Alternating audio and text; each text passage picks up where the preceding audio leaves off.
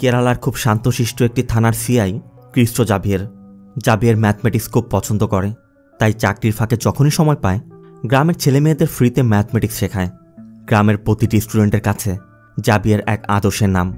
সবকিছু ঠিকঠাকই চলছিল, তবে এর মধ্যে একদিন গ্রাম থেকে একজন নিখোঁজ হয়ে যায়, আর এর মধ্য দিয়েই সাধারণ একটি গল্প রূপ নেয় ভয়ানক এক মার্ডার মিস্ট্রিতে।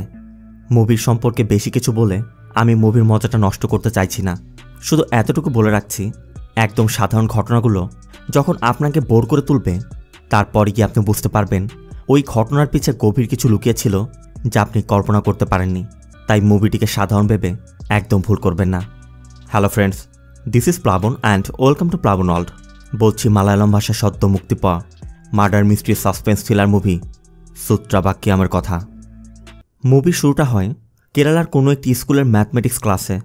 ম্যাথমেটিক্স টিচার নিমিষা ক্লাসের অর্ধেক স্টুডেন্ট নিয়ে বসে আছে, কারণ বাকিরা সবাই সিআই ক্রিস্টো জাভিয়ের ক্লাসে গেছে। এর জন্য নিমিষা প্রিন্সিপালের সাথে দেখা করে এবং তাকে বলে জাভিয়ের স্যারের জন্য বাচ্চারা তার ক্লাসই করছে না। এভাবে চলতে থাকলে স্কুলের ম্যানেজমেন্টই বা কী ভাববে। এই জন্য প্রিন্সিপাল তাকে বলে যে ঠিক আছে, আমি সিআই স্যারের সাথে কথা বলবো। এরপরই প্রিন্সিপাল নিমিষাকে নিয়ে জাভিয়ের কাছে যায়, আর নিমিষা এখানে এসেও দেখে যে স্টুডেন্টরা তার ক্লাস না করলেও স্কুল ছুটি হওয়ার পর জাভিয়ের ক্লাস করতে ঠিকই এসেছে। এই জন্য নিমিষা জাভিয়ারকে বলে যে আপনি এসব করা বন্ধ করুন, আপনার ক্লাসের জন্য বাচ্চারা স্কুলে আসছে না। এভাবে চলতে থাকলে তো আমার পুরো কেরিয়ারটাই নষ্ট হয়ে যাবে। জাভিয়েরও তাই নিমিষাকে বোঝায় যে আমার সিনিয়ররাও যদি জানতে পারে আমি ডিউটি বাদ দিয়ে ক্লাস করাচ্ছি, আমারও চাকরি থাকবে না। তবে জাভিয়ার নিমিষাকে কথা দেয় আজকের পর থেকে স্টুডেন্টরা তার ক্লাস করবে। মূলত থানার ঠিক উপরের তলাতেই জাভিয়ার স্টুডেন্টদের জন্য একটি ক্লাসরুম খুলেছে, আর এই ক্লাসরুমের নাম দিয়েছে পুলিশ টিউশন। তবে এর জন্য সে কোনো টাকা পয়সা নেয় না, কারণ জাভিয়ার ম্যাথমেটিক্স পছন্দ করে, তাই সুযোগ পেলে স্টুডেন্টদের ডাউট ক্লিয়ার করে দেয়। এতে করে অবশ্য স্টুডেন্টরা উপকৃত হচ্ছে। এর মধ্যে গ্রামের পঞ্চায়েত প্রধান থানায় আসে, সবাই তাকে মাস্টার বলে ডাকে। মূলত গ্রামের ধর্মীয় একটি স্থাপনার পাশে একটি কুয়াও আছে। আজ সকালে দুজন ব্যক্তি সেখানে মুরগির বর্জ্য ফেলতে এসেছিল। সতীশ নামে এই লোকটি তাদেরকে বাধা দেওয়ার চেষ্টা করায় তারা সতীশকে অনেক মারধর করেছে। একে তো জায়গাটি তাদের একটি ধর্মীয় স্থাপনা, তারপর আবার কাকে ওই বর্জ্যগুলো আশেপাশের বাড়ির উপর নিয়ে ফেলে, তাই এটার একটা স্থায়ী সমাধান দরকার। জাভিয়েরও তাদেরকে কথা দেয় আমি এই বিষয়টা বন্ধ করার চেষ্টা করব। এই জন্য মাস্টাররা চলে যায়, আর মাস্টাররা যাওয়া মাত্রই জাভিয়ের আবার ক্লাস নেওয়া শুরু করে। যদিও জাভিয়ের পুলিশের সিআই, স্টেশনের ইনচার্জ, তারপর জাভিয়ের বাচ্চাদের সাথে বন্ধুসুলভ আচরণ করে। ছাত্রছাত্রীরা আগ্রহ নিয়ে তার কাছে ম্যাথমেটিক্স শিখতে আসে। এক কথা জাভিয়ের এই বাচ্চাদের আদর্শ। আবার নিমিষা সেদিন কমপ্লেন করার পর থেকে জাভিয়ের সবাইকে বলে দিয়েছে কেউ যেন স্কুলের ক্লাস মিস না দেয়, তাই স্টুডেন্টরাও এখন সবাই ক্লাসে মনোযোগী হয়েছে। সব কিছু ঠিকঠাকই চলছে। তবে এর মধ্যে একদিন অখিল আর আরিয়া নামে দুজন স্টুডেন্ট একসাথে স্কুল থেকে বাড়ি ফিরছিল। মূলত তারা দুজন দুজনকে ভালোবাসে, তাই গল্প করতে করতেই যাচ্ছিল। তবে বাড়ির ঠিক কাছাকাছি আসতেই আরিয়া অন্য রাস্তা দিয়ে চলে যায়, আর বাড়িতে ঢোকা মাত্রই আরিয়ার বড় ভাই বিবেক আরিয়াকে ইচ্ছামতো মারতে শুরু করে। মূলত আরিয়া যে অখিলের সাথে মেলামেশা করছে এই বিষয়টা বিবেক মানতে পারছে না। বিবেকের কথা তোর জন্য আমি আর কতদিন লজ্জায় পড়ব। আরিয়ার বাবা মা অসহায়ের মতো শুধু দেখেই যাচ্ছে, কারণ বিবেককে বাধা দেওয়ার সাহস তাদের নেই। অবশ্য এই জন্য আরিয়া রাগ করে নিমিষাদের বাড়িতে গিয়ে নিমিষাকে পুরো বিষয়টা খুলে বলে। জানার পর নিমিষা বলে এভাবে চুপ থাকা যাবে না, কতদিন আর চুপ থেকে মার খাবে, আমি ওর সাথে কথা বলবো। কিন্তু আরিয়া ভয় পাচ্ছে আরিয়ার কথা, তাহলে ও আবার আমাকে মারতে আসবে। নিমিষা তখন চিন্তাভাবনা করে বলে যে আমি জানি কাকে বললে কাজ হবে।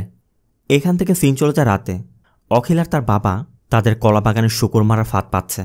মূলত এই শুকরগুলো তাদের কলাবাগান নষ্ট করে ফেলে, এই জন্য বাধ্য হয়ে তাদেরকে এই কাজটি করতে হয়।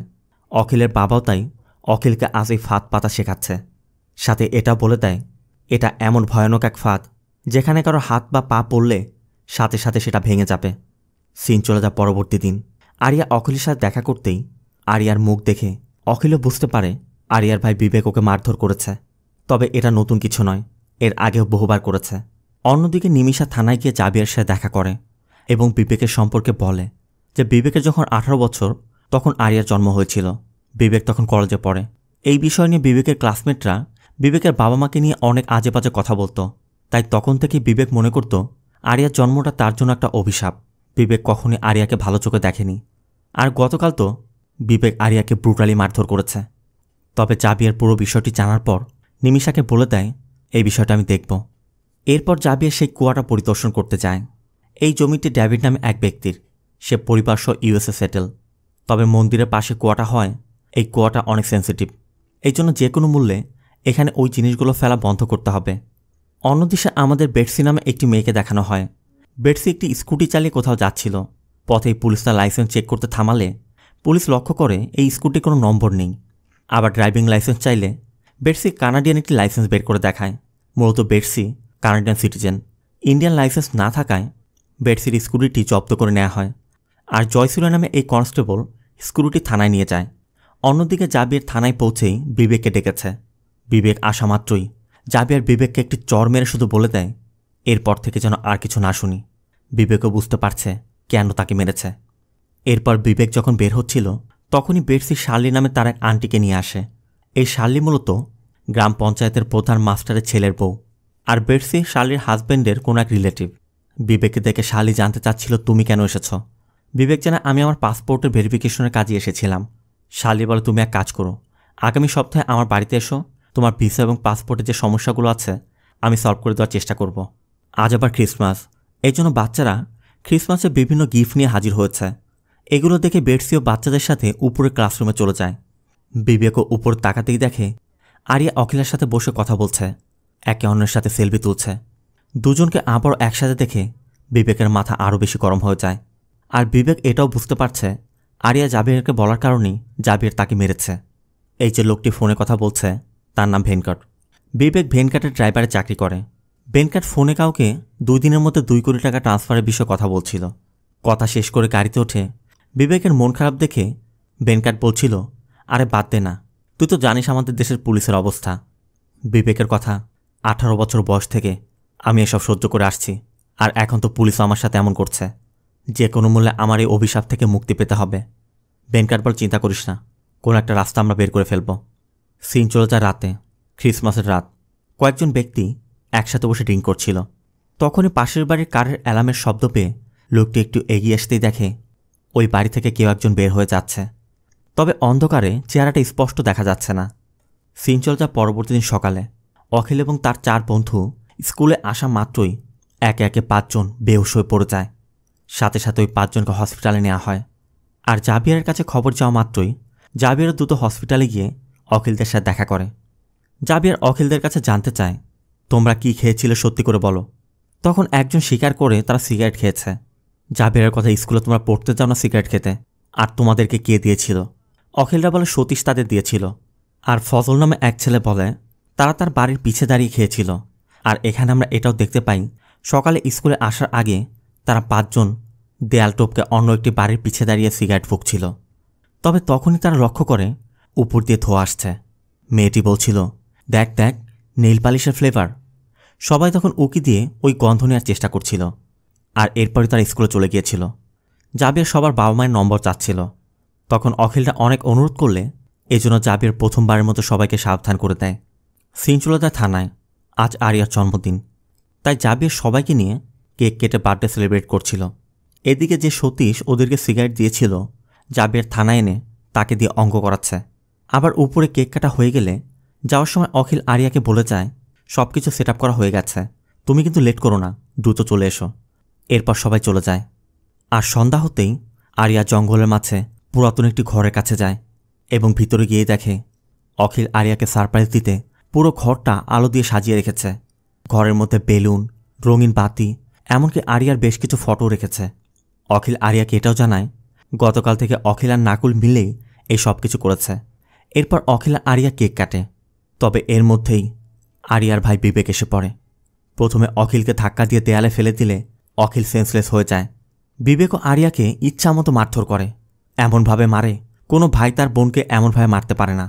তবে কোনো মতে আরিয়া নিমিষার বাড়িতে গেলে নিমিষা আর তার মা আরিয়াকে হসপিটালে নিয়ে যায়। সিন চলে যায় পরবর্তী দিন। সবাই ক্লাসে এসেছে। তবে এর মধ্যে আফজাল জাবিয়ারকে জানায় গতকাল রাত 8টা থেকে 8:30টার মধ্যে তার বাড়ি সানসেট দিয়ে সে কাউকে যেতে দেখেছে। এই জন্য জাবিয়ার কনস্টেবল আনোয়ারকে নির্দেশ দেয় ও যেটা বলছে যাচাই করে দেখো সত্যি কিনা। অন্যদের মতো অখিলও এসেছে, তবে আরিয়া আসেনি, কারণ আরিয়ার তো ক্লাসে আসার মতো পরিস্থিতিই নেই। আরিয়াকে না দেখে জাভিয়ার অন্যদের কাছে জানতে চায় আরিয়ার কি হয়েছে। অন্যরা জানায় ওর হয়তো জ্বর, এই জন্য আসেনি। তবে এখান থেকে যাওয়ার সময় অখিল তার বন্ধু নাকুলের সাথে এই বিষয়টি শেয়ার করে যে গতকাল বিবেক আরিয়াকে এমনভাবে মেরেছে আরিয়া উঠে দাঁড়াতে পর্যন্ত পারেনি। তবে অখিল বিবেকের কিছু একটা করতে চায়। অখিলের কথা ওর পা ভেঙে দিব, যাতে ও হেঁটে আরিয়ার কাছে যেতেই না পারে। নাকুলের কথা সেটা কিভাবে করবি? অখিল বলে এমনভাবে করতে হবে যেন বিষয়টা অ্যাক্সিডেন্ট মনে হয়। অখিলের মাথায় তখন একটি বুদ্ধি আসে। অখিলদের কলা বাগানের শূকর মারতে অখিলরা যে ট্র্যাপটি ব্যবহার করত, অখিল সেখান থেকে দুটি ট্র্যাপ নিয়ে সেই কুয়োর পাশে সেট আপ করে উপরে খড়কুটো রেখে দেয়, যাতে কেউ বুঝতে না পারে। আর এর কিছুক্ষণ পরই কালো একটি পলি হাতে বিবেক ওই কুয়ার কাছে আসে। বিবেক প্রথম ট্র্যাপটি এড়িয়ে গেলেও কুয়োর কাছে গিয়ে যখনই পলিটা ফেলবে, দ্বিতীয় ট্র্যাপের মধ্যে পা পড়তেই বিবেক কুয়ার মধ্যে পড়ে যায়। অখিল তখনও পাশে থেকে সবই দেখছিল। তবে অখিল এমনটা চিন্তা করেনি যে বিবেক পড়ে যাবে। অখিলের ধারণা ছিল শুধুমাত্র হয়তো বিবেকের পাটি কেটে যেতে পারে। তবে আচমকা এমন একটি ঘটনা ঘটে যাওয়ায় এই আতঙ্কে অখিল পরদিন ক্লাসেও যায়নি। আনোয়ার অন্যদের সাথে কথা বলে জানতে পারে যে অখিলের হয়তো জ্বর এসেছে। এই জন্য জাভিয়ার নিজে অখিলকে দেখতে যায়। আর অখিলের মায়ের সাথে কথা বলে জানতে পারে অখিল একটু অসুস্থ। তাই জাভিয়ার দূর থেকে অখিলকে দেখেই চলে যায়। অবশ্য এর মধ্যেই নিমিষা জাভিয়ারকে কল করে জানায় বিবেক আরিয়াকে অনেক মেরেছে, এত জঘন্যভাবে মেরেছে যে আরিয়ার চেহারা পর্যন্ত বোঝা যাচ্ছে না। আর এই কথা শোনা মাত্রই জাভিয়ার রাগে ফুঁসতে ফুঁসতে আরিয়াদের বাড়িতে চলে যায়। তবে আরিয়ার বাবা জানায় বিবেক তো বাড়িতে নেই, গত কয়েকদিন যাবৎ বাড়িতে আসছে না, ফোনটা পর্যন্ত বাড়িতে রেখে গেছে। জাভিয়ার জানতে চায় তাহলে থানায় এসে কমপ্লেন কেন করেননি? আরিয়ার বাবা বলে, স্যার এটা ওর জন্য নতুন কিছু না, আগেও কয়েকবার এমন চলে গেছে, আবার ফিরেও এসেছে। বিবেক বলে, ঠিক আছে, ওর ফোনটা আমাকে দিন, আর আরিয়াকে দিয়ে রিটেন কমপ্লেন করাতে হবে। কিন্তু আরিয়ার বাবা বলে, স্যার দয়া করে এমনটি করবেন না, সামনের মাসে বিবেক দুবাই যাবে। এর মধ্যে আরিয়া নিজেই বিবেকের ফোনটি নিয়ে আসে। আর আরিয়ার অবস্থা দেখে সবাই তো তাজ্জব বনে যায়, মেয়েটার কি হাল করেছে। জাভিয়ারও আগে ফুঁসতে ফুঁসতে আরিয়ার বাবাকে শুধু বলে যায় ও আসামাত্রই থানায় গিয়ে যেন দেখা করে। এদিকে অখিলের চোখের সামনে যে ঘটনাটি ঘটেছে, অখিল রাতের বেলা শুধু সেই কথাই কল্পনা করছে। অখিল কিছুতেই মুহূর্ত ভুলতে পারছে না। আবার আরিয়াও বারবার অখিলকে কল করছে, কিন্তু অখিল কথা না বলে কল কেটে দিচ্ছে। অখিল কি বলবে অখিল তো কিছু বুঝতে পারছে না। তবে অখিল আবার ওই কুয়োর কাছে গিয়ে অন্য যে ট্র্যাপটি ছিল সেই ট্র্যাপটি নিয়ে আবার জায়গা মতো রেখে দেয়। আবার ওই রাতেই 2 লরি ভর্তি ময়লা এনে ওই কুয়োতে ফেলার সময় এলাকাবাসী তাদের হাতে নাতে ধরে পুলিশকে খবর দেয়। পুলিশও এসে দেখে 2 লরি ভর্তি কংক্রিটের ময়লা। সিন চলে যায় পরবর্তী দিন। বিবেকের কল রেকর্ড বের করে দেখা যায় বিবেক রিসেন্টলি ভেনক্যাট নামে একজনকে বহুবার কল করেছে। আনোয়ার জানায় ভেনক্যাট রিয়েল এস্টেটে ব্যবসা করে, কয়েকদিন আগে একটি মলে ইনভেস্ট করেছিল, কিন্তু সেখানে ধরা খেয়েছে। তবে ও কোনো ঝামেলায় জড়ায় না। জাভিয়ার বলে, তুমি ওকে আসতে বলো, আমি কথা বলবো। আবার পঞ্চায়েত প্রধান মাস্টারকেও ডাকা হয়েছে। জাভিয়ার মাস্টারকে বলে, গতরাতে এলাকাবাসী যে লরি দুটি ধরেছে, আমরা খোঁজ নিয়ে জানতে পারলাম ওই লরিতে যে ওয়েস্ট মাল ছিল সেগুলো আপনার পুত্রবধূর বুটিক কারখানার ওয়েস্ট। তবে মাস্টারের পুত্রবধূ তার বুটিক ফ্যাক্টরি যে বন্ধ করে দিয়েছে এ ব্যাপারে মাস্টার কিছুই জানে না। আবার গতদিনে সে দুবাই চলে গেছে। জাভিয়ার তখন বুদ্ধি দেয়, আমরা কাজ করতে পারি, বুটিক ফ্যাক্টরির ওই ওয়েস্টগুলো কুয়াতে ফেলে কুয়াটি বন্ধ করে দিই। মাস্টার বলে, তাই করুন, যা খরচ হয় আমি খরচ করব। এরপর প্ল্যান মতো ওই 2 ট্রাকের মধ্যে যে ওয়েস্ট ছিল সবগুলো কুয়াতে ফেলে কুয়াটা একদম বন্ধ করে দেয়া হয়। আর এর ভিতর দিয়ে বিবেকের বডিও ওই ওয়েস্টের নিচে চাপা পড়ে যায়। অখিলও কুয়াটি বন্ধ করতে দেখে এখন একটু নিশ্চিন্ত হয়েছে, কারণ এখন আর বিবেকের সম্পর্কে কেউ কিছু জানতে পারবে না। অখিল তার বন্ধু নাকুলকে তার বাড়িতে নিয়ে যায়।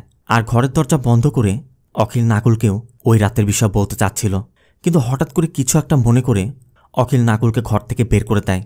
অখিল যে বিবেককে খুন করেছে এটা অখিল কাউকে কিছু বলতেও পারছে না। আবার নিজের মধ্যে কতক্ষণ রাখবে, সারাক্ষণ তার আতঙ্কে সময় কাটছে। তবে পরবর্তী দিন অখিল আবার ক্লাসে যায়। ক্লাসের মধ্যেও শুধু ওই কথাগুলো চিন্তা করছিল। তাই অখিলের এমন আজব ব্যবহার দেখে জাভিয়ার নিজেই অখিলকে নিজের বাড়িতে নামিয়ে দেয়।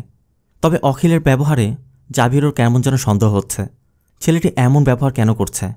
অন্যদিকে স্কুলের সায়েন্স এক্সিবিশন, এই জন্য আফজালকে দেখা যায় ঘরে বসে কোনো একটি ডিভাইস কানেক্ট করছে। আর পরবর্তী দিনে সবাই যা যা বানিয়েছে স্কুলে সব প্রদর্শনী করে। প্রোগ্রামের চিফ গেস্ট হিসেবে জাভিয়ার এসেছে। জাভিয়ার একে একে সবার আইডিয়াগুলো দেখছিল। তবে আফজাল যেটা বানিয়েছে সেটা দেখে জাভিয়ারের চোখ আটকে যায়। জাভিয়ার ভালো করে লক্ষ্য করে এবং আফজালকে বলে, বিকেলে যখন ক্লাসে আসবে তোমার এই মডেলটি সাথে নিয়ে আসবে। আর এখান থেকে থানায় ফিরে ভেনকাটকে ডাকে। ভেনকাটকে জিজ্ঞাসাবাদ করলে ভেনকাট জানায় বিবেক তার ড্রাইভারে চাকরি করত, তবে গত ক্রিসমাসের রাতে লাস্ট দেখেছে, এরপর দেখেনি। জাবিরও ভেনকাটকে যেতে বলে আনোয়ারকে বলে দেয় ওর কল ডিটেলস আর ব্যাংক স্টেটমেন্ট বের করো। এদিকে জাবিয়ারের কথা মতো আফজাল তার ইনভেনশন নিয়ে এসেছে, সবাই ওই জিনিসটি দেখছিল। তখনই জাবিয়ার এসে একটি ডিভাইস দেখে আফজালের কাছে জানতে চায় এটা তুমি কোথায় পেয়েছ। আফজাল বলে ওই দিন যখন আমাদের বাড়ির পিছে স্মোক করছিলাম তখনই আমি এটা সেখানে পেয়েছি। জাবিয়ার আফজালকে বলে এটা এখানেই থাক, তুমি ক্লাসে যাও। তাই আফজাল ক্লাসে চলে যায়। এরপরই জাবিয়ার ওই ইনভেনশন থেকে একটি ডিভাইস বের করে, যেটা আফজাল তার বাড়ির পিছনে মাটির মধ্যে কুড়িয়ে পেয়েছিল। জাবিয়ার আনোয়ারকে বলে দ্রুত এটা ফরেন্সিকে পাঠাও। তবে আনোয়ার জানতে চায় স্যার এটা কি জিনিস। জাবিয়ার বলে এটা পেসমেকার, যেটা হার্টের মধ্যে ট্রান্সপ্লান্ট করা হয়। এই পেসমেকার যেহেতু বাইরে, তার মানে যে ব্যক্তির হার্টে বসানো হয়েছিল সে হয়তোবা জীবিত নেই। আবার এই পেসমেকারের গায়ে রক্তও লেগে আছে। এদিকে এতদিন বাদে আরিয়াও ক্লাসে এসেছে। আরিয়া বারবার অখিলের কাছে জানতে চাচ্ছিল তোমাকে আমি এত কল করছি, তুমি অ্যান্সার কেন করছো না? তবে অখিল কোনো জবাবই দিচ্ছে না। অখিল একদমই অন্যমনস্ক হয়ে বসে আছে। এমনকি ক্লাস শেষ হওয়ার পরও অখিল আরিয়ার কোনো কথার জবাব না দিয়ে দ্রুত সেখান থেকে চলে যায়। আরিয়া নাকুলের কাছে জানতে চায় ওর কি হয়েছে। নাকুলও একই কথা বলে যে ও তো ইদানিং আমার সাথে কথা বলছে না। তবে আরিয়া মনে করে ওই রাতে বিবেক তাদেরকে মারধর করার কারণে এর জন্য আরিয়া নিমিষাকে বিষয়টি জানায়। নিমিষা বলে ঠিক আছে, আমি নিজে ওকে কল করে কথা বলছি। আবার ওই রাতে গ্রামের মন্দিরে থিয়াম পারফর্ম করা হচ্ছিল, সবাই সেখানেই আছে। এর মধ্যে কোনো এক ব্যক্তি একটি মানিব্যাগ কুড়িয়ে পায়। পাওয়া মাত্রায় লোকটি ওই মানিব্যাগটি জাবিয়ারের কাছে দেয়। আর জাবিয়ার ওই মানিব্যাগ খুলে দেখে মানিব্যাগের মধ্যে বিবেকের ড্রাইভিং লাইসেন্স। তার মানে এই মানিব্যাগটি বিবেকের। আবার অন্যদিকে যে ব্যক্তি থিয়াম পারফর্ম করছিল সে হঠাৎ করেই অখিলের সামনে গিয়ে কেমন যেন উদ্ভট আচরণ শুরু করে। আর এটা দেখে অখিল আতঙ্কিত হয়ে জ্ঞান হারায়। সাথে সাথে অখিলকে হসপিটালে নিয়ে যাওয়া হয়। জাবিয়ারও তখন হসপিটালে বাইরে দাঁড়িয়ে বিবেকের ওই মানিব্যাগটি দেখছিল। আর এই মানিব্যাগের মধ্যেই একটি বারের ডেলিভারি স্লিপ পাওয়া যায়। তার মানে বিবেক ওই বারে গিয়েছিল। এদিকে অখিলের জ্ঞান ফিরেছে, তাই জাবিয়াররা অখিলকে তার বাড়িতে ড্রপ করতে যাচ্ছিল। যাওয়ার পথে জাবিয়ার অন্যদেরকে বলে যে পার্সটা আমরা পেয়েছি সেটা বিবেকের, আর ওই পার্সের মধ্যে একটি বারের বিলও আছে। আনোয়ার বলে যতদূর আমি জানি বিবেক তো ড্রিঙ্ক করে না, কিন্তু জাবিয়ারের কথা সেখানে গেলেই আমরা সব জানতে পারবো। আবার জাবিয়ারদের মুখে বিবেকের কথা শুনে অখিল প্রচণ্ড ভয় পাচ্ছে। সিন চলে যা পরবর্তী দিন। জাবিয়াররা সেই বারে গিয়ে বারে সিসিটিভি ফুটেজ চেক করতেই দেখে বিবেক একটানা 7 দিনেই বারে এসেছে। তবে শুধুমাত্র একদিন একটি বোতল কিনেছিল। বাকি দিনগুলো বিবেককে ভিতরে কেউ দেখেনি। আবার বিবেক যখন আসতো তখন খালি হাত আসতো, এমনকি বের হওয়ার সময় কালো রঙের একটি পলি নিয়ে বের হতো। তবে বিবেক আসলে কোথায় যেত সেটা জানার জন্য জাবিয়ার ওই বারের পিছন দিকটা চেক করছিল। তখনই জাবিয়ারকে দেখে আফজাল জানতে চায় স্যার আপনি এখানে কি করছেন? তার মানে বারের পিছে আফজালদের বাড়ি। জাবিয়াররা আফজালের রুমেও যায়। জাবিয়ার এখন স্পষ্ট বুঝতে পারছে আফজাল তাকে বলেছিল ক্রিসমাসের রাতে কেউ একজন তার ব্যালকনিতে হেঁটে গিয়েছিল। তবে কে গিয়েছে আফজাল দেখেনি। তার মানে হয়তোবা বিবেক বার দিয়ে ঢুকে দেয়াল টুপকে এই সানসেট দিয়ে হেঁটেই কোথাও গিয়েছে। আশেপাশে চেক করে আনোয়ারও জানায় মাস্টারের পুত্রবধূ শার্লির যে বুটিক ফ্যাক্টরি ছিল সেটা এখানেই ছিল। পরবর্তীতে এখান থেকে ভেঙেই ওই কুয়াতে ফেলার চেষ্টা করা হয়েছিল। আবার পেসমেকারটাও এখানেই পেয়েছিল। ঠিক তখনই ফরেন্সিক ল্যাব থেকে কল করে জানায় যে পেসমেকারটি পাওয়া গিয়েছে সেটা 20 থেকে 25 বছরের কোনো মেয়ের বডিতে লাগানো ছিল। পেসমেকারের গায়ে লেগে থাকা রক্ত বলছে 2 সপ্তাহ আগের রক্ত। এমনকি ওই পেসমেকারে অ্যাসিটোন নামে একটি কেমিক্যালও পাওয়া গেছে। পেসমেকার আইডি দিয়ে পেশেন্টের ডিটেলসও বের করা হয়। আর এরপর জাবিয়ারা যখন সেই অ্যাড্রেসে যায় বাইরে পার্ক করে স্কুটি দেখে জয়সুরিয়া স্কুটিটি চিনতে পারে। জয়সুরিয়া বলে এটা তো সেই মেয়েটার স্কুটি যেটা সেদিন জব্দ করে আমরা থানায় নিয়েছিলাম। মূলত এই স্কুটিটি শার্লির স্কুটি আর এই বাড়িটি বেটসিদের। তবে বেটসিরা পুরো পরিবার কানাডাতে সেটেল, এখানে কেউই থাকে না। তবে বাড়ির মধ্যে পার্ক করা কারের মধ্যে একটি ড্যাশ ক্যাম পাওয়া যায়। অন্যদিকে পাশের বাড়ির সেই লোকটা জাবিয়ারকে জানায় ক্রিসমাসের রাতে আমি এই বাড়ির মধ্যে কারের অ্যালার্ম শুনেছিলাম। আমি লক্ষ্য করে দেখলাম কেউ একজন বাড়ির পিছিয়ে দিয়ে পালিয়ে যাচ্ছে, মানে ক্রিসমাসের রাতে আমরা যে দৃশ্য দেখেছিলাম।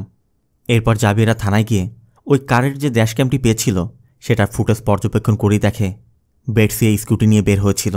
তবে পরবর্তীতে বেটসি আর আসেনি। বিবেকই এই স্কুটিটি এখানে পার্ক করে গিয়েছিল। এ পর্যন্ত যা কিছু পাওয়া গেছে সব কিছু পর্যবেক্ষণ করে এটাই বোঝা যাচ্ছে বেটসি যেদিন স্কুটি নিয়ে বাড়ি থেকে বের হয়েছিল ওই দিন রাতেই বিবেক বেটসির স্কুটিটি তার বাড়ির সামনে রেখে এসেছিল। এমনকি ওই দিনের পর থেকে একটানা 7 দিন বিবেক ওই বারে গিয়েছিল। আবার বিবেক 7 দিন যাবৎ মিসিং। এখন প্রশ্ন হচ্ছে বিবেক আর বেটসির মধ্যে রিলেশনটা আসলে কি? আবার পেসমেকার কোম্পানিতে যে ডিটেলস দেওয়া হয়েছিল সেখান থেকে ব্যাঙ্ক ডিটেলস এবং ফোন নম্বর পাওয়া গিয়েছে। ব্যাংকের ট্রানজ্যাকশন এবং ফোন কল রেকর্ড বলছে বেটসি এবং বিবেকের মধ্যে কোনো ফোন কল বা ব্যাংকের ট্রানজ্যাকশন হয়নি। বেটসির অ্যাকাউন্ট থেকে 2টি ট্রানজ্যাকশন হয়েছে, একটি পেসমেকার, সার্জারি এবং হসপিটালের বিল সহ মোট 9,87,520 টাকার ট্রানজ্যাকশন। কিন্তু দ্বিতীয় ট্রানজ্যাকশন হয়েছে 3 কোটি টাকা, আর তাও শার্লির অ্যাকাউন্টে। আবার বেটসির কল রেকর্ড বলছে বেটসি যখন ইন্ডিয়ায় ছিল সবথেকে বেশি শার্লির সাথে যোগাযোগ করেছে। আবার বেটসিকে শেষ দেখা গেছে তার বাড়ি থেকে স্কুটার নিয়ে বের হতে। জাভিয়ারের ধারণা বেটসির পেসমেকার যেহেতু শার্লির ভেঙে ফেলা ওই বুটিক ফ্যাক্টরিতে পাওয়া গিয়েছিল, তার মানে বেটসি হয়তোবা 7 দিন আগেই সেখানে মারা গিয়েছিল। আর এরপর একটানা 7 দিন বিবেক ওই বারের পিছন দিয়ে সেখানে গিয়েছে যাতে কোনো সিসিটিভি ক্যামেরায় কোনো কিছু দেখা না যায়। আবার আজমল যেমনটা বলেছিল তার সানসেটের উপর দিয়ে কেউ হেঁটে গিয়েছে, তার মানে বিবেক বারে ঢুকে বারের পিছনের গেট দিয়ে দেয়াল টপকে আজমলের সানসেট বেয়ে শার্লির ভেঙে ফেলায় বুটিক ফ্যাক্টরির মধ্যে গিয়েছিল। আবার বেটসির অ্যাকাউন্ট থেকে শার্লির অ্যাকাউন্টে 3 কোটি টাকা ট্রান্সফার করা হয়েছে। এখানেই সন্দেহটা জাগছে বেটসি কেন শার্লিকে 3 কোটি টাকা দিবে। এটাই এখন বের করতে পারলে পুরো কেস সলভ হয়ে যাবে। এই জন্য জাভিয়েররা সব জায়গায় খোঁজ নিতে শুরু করে। অন্যদিকে অখিলও আতঙ্কে আছে। অখিল কারোর সাথে দেখাও করছে না, কথাও বলছে না। আরিয়া অখিলের সাথে দেখা করতে আসলে অখিল আরিয়াকেও এড়িয়ে যাচ্ছে। আবার বিবেককে না পেয়ে বিবেকের বাবা মাও চিন্তা করছে তাদের ছেলে আসলে কি হয়েছে। তবে এর মধ্যেই জাভিয়েরদের কাছে একটি তথ্য আসে, আর সেই তথ্যের ভিত্তিতে জাভিয়েররা ভেনকাটকে ধরে আনে। কারণ এটা জানতে পেরেছে বেটসির অ্যাকাউন্ট থেকে শার্লির অ্যাকাউন্টে 3 কোটি টাকা ট্রান্সফার করার পর শার্লির অ্যাকাউন্ট থেকে ওই টাকাটা ভেনকাটের অ্যাকাউন্টে ট্রান্সফার করা হয়েছিল। কিন্তু ভেনকাট বলছে সে বেটসি নামে কাউকে চিনেই না। কিন্তু জাভিয়েরের কথা, যাকে তুমি চেনোই না সে তোমাকে 3 কোটি টাকা কেন দিতে যাবে, তাও আবার শার্লির মধ্যস্থতায়? জাভিয়ের ধারণা করছে ভেনকাটই হয়তোবা তার ড্রাইভার বিবেককে দিয়ে বেটসির খুন করিয়েছে। তবে ভেনকাট বলছে আমি এসব কিছুই জানি না। বিবেকের সাথে আমার যেদিন শেষ দেখা হয়েছিল বিবেক আমাকে বলেছিল ও দুবাইতে একটি কাজ পেয়েছে, এরপর থেকে আমার এখানে কাজে আসবে না।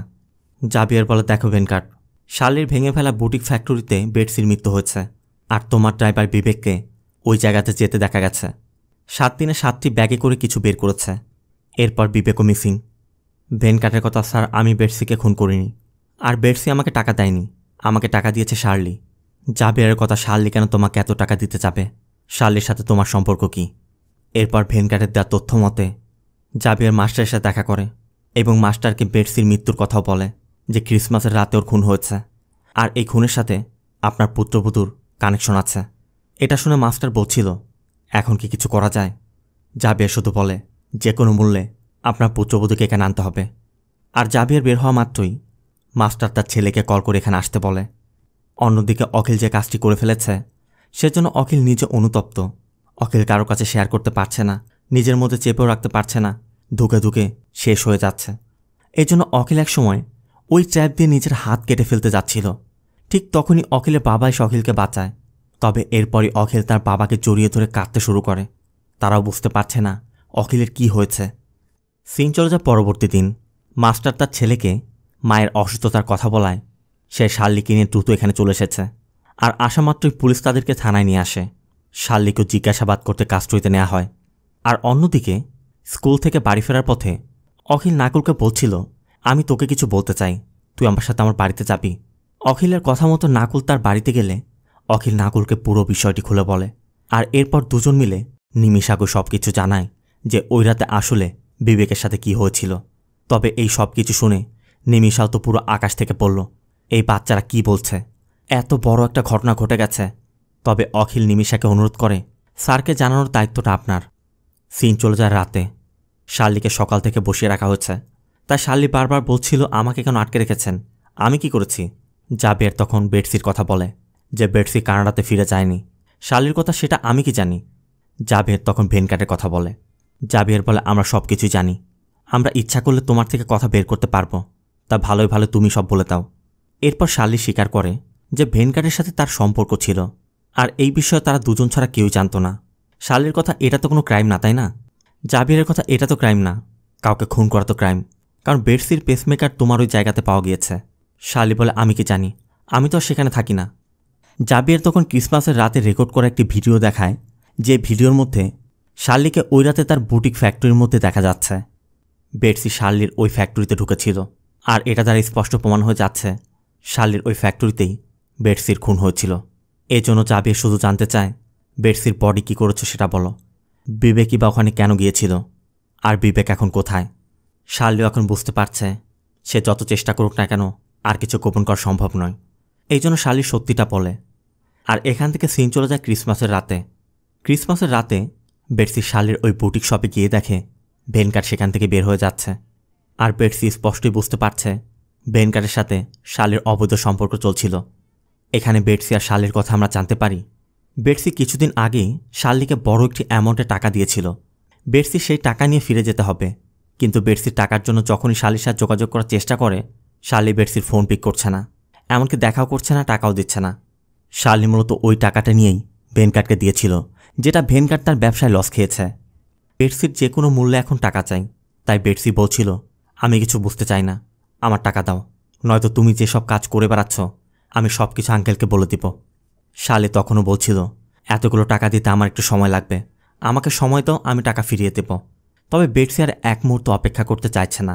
এই জন্য বেটসি ফোন বের করে শার্লির হাজব্যান্ডকে কল করতে যাচ্ছিল। ঠিক তখনই শার্লি বেটসির ফোন নিয়ে বেটসিকে থাপ্পড় মেরে বসে, আর বেটসিও সাথে সাথে শার্লিকে থাপ্পড় দেয়। ঠিক তখনই বিবেক এসে দেখতে পেয়ে বেটসিকে চড় মেরে ফেলে দেয়। তবে বেটসির যে হার্টের সমস্যা আছে এই ব্যাপারে বিবেক জানত না। তা আচমকা মারায় বেটসির হৃদস্পন্দন বন্ধ হয়ে যায়। বেটসি অন দি স্পটই মারা যায়। আর আচমকা এটি হয়ে যাওয়ায় বিবেকও বুঝতে পারছে না বিবেক এখন কি করবে। শার্লি বলে, তুমি এক কাজ করো, তুমি ওর স্কুল নিয়ে ওর বাড়িতে রেখে আসো, আর তোমার ফোন বন্ধ করে কোথাও চলে যাও, এখানে আসবে না, আমি কল করে আসতে বললে আসবে। তবে বিবেক বের হওয়া মাত্র ওই বাচ্চাগুলো এসেছিল, আর ওই সময় তাদের ভিডিওতে শার্লিকে দেখা গিয়েছিল। তবে এরপরে শার্লি দরজা বন্ধ করে বাথটাবের মধ্যে তার বুটিক ফ্যাক্টরিতে ব্যবহৃত অ্যাসিটন নামে ওই কেমিক্যাল ঢেলে বেটসির বডিটিকে ওই কেমিক্যালের মধ্যে রেখে জ্বালিয়ে দেয়। সব কিছু শোনার পর জাভিয়ার জানতে চায়, যদি সব কিছু পূর্ব পরিকল্পিত না হয় তাহলে ওই সময় মতো বিবেক সেখানে কিভাবে এলো। শার্লি বলে, বিবেক দুবাই যাওয়ার জন্য ডকুমেন্টস নিয়ে আমার কাছে এসেছিল। জাভিয়ার জানতে চায়, তুমি ওই অ্যাসিটন কেমিক্যাল কোথায় পেয়েছ? শার্লি বলে, বুটিক ফ্যাক্টরিতে নেইল পলিশ বানানোর জন্যই ওই অ্যাসিটন তারা ব্যবহার করত। তার মানে ওই কেমিক্যালের গন্ধেই অখিলরা অজ্ঞান হয়ে গিয়েছিল। ওই ঘটনার 4 দিন পর শার্লি বিবেককে তার ওখানে ডাকে এবং বিবেককে বলে, যেভাবেই হোক এই 7টি ব্যাগ তুমি ডিসপোজ করবে। মেইন রোড দিয়ে যাওয়া যাবে না, সিসিটিভি ক্যামেরা আছে, তাই পিছনের বাড়ির রাস্তা ব্যবহার করতে হবে। তবে বিবেক জানতে চাই ব্যাগের মধ্যে কি আছে। শার্লি বলে, দেখো, তোমার জন্য আমি এতটুকুই করতে পেরেছি, আর তুমি এই ব্যাগগুলো কোথায় ডিসপোজ করবে ভুলেও আমাকে বলবে না। আর এরপরই মূলত বিবেক বাড়ির ভিতর দিয়ে দেয়াল টপকে আজমলতে সানসেট বেয়ে 7 দিনে 7টি ব্যাগ নিয়ে ওই কুয়াতে ফেলেছে। তবে বিবেক ওই পলিগুলো কোথায় ফেলেছে শার্লি কিছু জানে না। সব কিছু শোনার পর জাভিয়ার শুধু জানতে চায়, এখন শুধু তুমি আমাকে বলো বিবেক কোথায়। কারণ জাভিয়ারদের ধারণা সব তথ্য প্রমাণ মেটাতেই হয়তোবা শার্লি বিবেককে খুন করতে পারে। জাভিয়ার এখন এটাই চিন্তা করছে, বিবেক ওই বডিগুলো কোথায় ডিসপোজ করলো।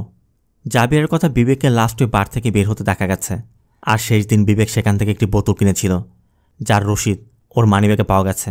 আর ওর মানিব্যাগ পাওয়া গেছে মন্দিরের পাশে। আর এর দ্বারা জাভিয়াররা স্পষ্টই বুঝতে পারছে বিবেক হয়তোবা ওই কুয়ার কাছে গিয়েছিল। তার মানে বেটসির বডি কুয়ার মধ্যে ডিসপোজ করেছে। এরপর কুয়াটি আবার খোদাই করা হয়, আর একে একে 7টি পলি বের হয়ে আসে, যেগুলোর মধ্যে বেটসির দেহাবশেষ রাখা হয়েছিল। এমনকি সাথে বিবেকের দেহাবশেষও পাওয়া যায়। অন্যদিকে অখিল তার বাবা মাকেও সব কিছু জানিয়েছে। আবার সকাল হতেই জাভিয়ার নিমিষের সাথে দেখা করলে নিমিষাও জাভিয়ারকে সব কিছু খুলে বলে। এতক্ষণে সবাই সত্যিটা জেনে গেছে। জাভিয়ারকে দেখা মাত্রই অখিল জাভিয়ারকে জড়িয়ে ধরে কাঁদতে শুরু করে। জাভিয়ার অখিল এবং অখিলের বাবাকে বুঝিয়ে অখিলকে তার সাথে নিয়ে যায়। অখিলকে নিয়ে যেতে দেখে আরিও জিপের পিছু করছিল, তবে শেষবারের মতো দেখাটাও করতে পারেনি। অখিলকে থানায় নেওয়া হলে ডিস্ট্রিক্ট জজ এসে অখিলের স্টেটমেন্ট নেয়, আর এরপরই জুভেনাইল হোম থেকে অখিলকে নিয়ে যায়, কারণ অখিল এখনও প্রাপ্তবয়স্ক হয়নি। সিন চলে যায় এর কয়েকদিন পর। ক্লাসরুমটা ঠিকই আছে, তবে ক্লাসরুমের পরিবেশ আগের মতো নেই, কারণ অখিলের জায়গাটা এখনও ফাঁকা। আরিয়ার চোখ দুটাও শুধু ওই ফাঁকা সিটের দিকে যেখানে অখিল বসত। আবার জাভিয়ারও তার টিউশন ক্লাস চালিয়ে যাচ্ছে, তবে অখিলের শূন্যতা সেও অনুভব করতে পারছে। অন্যদিকে অখিলকে দেখা যায় বিষণ্ণ সময় পার করছে। ঠিক তখনই কেউ এসে জানায়, তোমার সাথে কেউ দেখা করতে এসেছে। সাথে সাথে অখিল নিচে ছুটে যায়। আর এরপরই দেখা যায় জাবির অখিলকে ম্যাথমেটিক্স শেখাতে এসেছে। মানে জাবিরের ছুটির দিনে জাবির এখানে এসে অখিলকে ম্যাথ শেখাচ্ছে। আরিয়াও অখিলের জন্য একটি চিঠি পাঠিয়েছে, যেটা দেখে অখিলও খুব খুশি। আর এর মধ্য দিয়ে মুভি শেষটা হয়। সব পুলিশিতে ঘুষ খায় না, সব পুলিশিতে খারাপ কাজ করে না, জাভির তার জ্বলন্ত প্রমাণ। আর জাভিরের মতো একজন পুলিশ অফিসার যে গ্রামে থাকবে, ওই গ্রামের ভবিষ্যৎ এমনিতে ভালো হবে। তবে দুর্ভাগ্যবশত জাভিরের মতো অফিসার বাস্তবে কমই থাকে। তো মুভিতে জাভিরের ভূমিকা আপনার কেমন লেগেছে অবশ্যই কমেন্টে জানাবেন। ভিডিওটি ভালো লাগলে ভিডিওতে লাইক দিয়ে চ্যানেলটিকে সাবস্ক্রাইব করতে একদম ভুল করবেন না। আপনাদের অবগতির জন্য আরেকটি বিষয় বলতে চাই।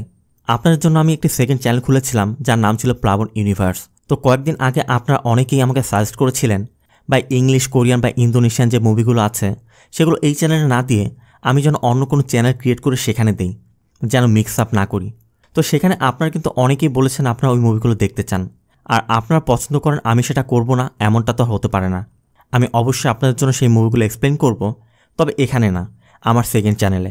আর এই জন্যই আমি ওই চ্যানেলের নামটাও পরিবর্তন করে প্লাবন ইউনিভার্স থেকে প্লাবন থ্রিলার ইউনিভার্স রেখেছি, লোগোটাও চেঞ্জ করেছি। তো এই বিষয়ে আপনার কনফিউজড হবেন না। আমি ডেসক্রিপশন এবং ফার্স্ট কমেন্টে ওই চ্যানেল লিঙ্ক দিয়ে রাখবো, আপনারা ওই চ্যানেলটিকে সাবস্ক্রাইব করবেন, কারণ আপনাদের পছন্দের মুভিগুলো কিন্তু ওই চ্যানেলেও নিয়মিত আসবে। আর সাথে প্লাবন ওয়ার্ল্ড তো থাকছেই। তো দেখা হবে অন্য কোনো মুভি বা সিরিজের এক্সপ্লেনেশন ভিডিওতে। ততক্ষণ সব ভালো থাকবেন, সুস্থ থাকবেন। আল্লাহ হাফেজ।